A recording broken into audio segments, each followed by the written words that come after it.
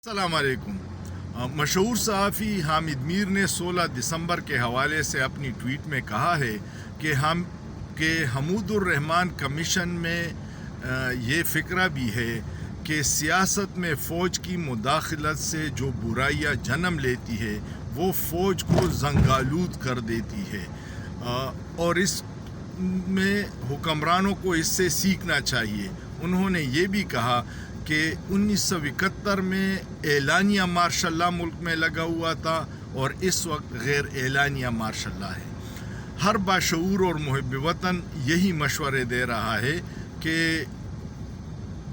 इस्लाह कीजिए, लेकिन हमने कसम खाई हुई है कि न हम अपनी गलतियों से कुछ सीखेंगे न इस्लाह करेंगे, बल्कि उसी डगर पे चलते रहेंगे। अल्लाह पाकिस्तान और पाकिस्तानियों का हामी व नासिर हो, लेकिन सोचिए, सोचना जुर्म नहीं है।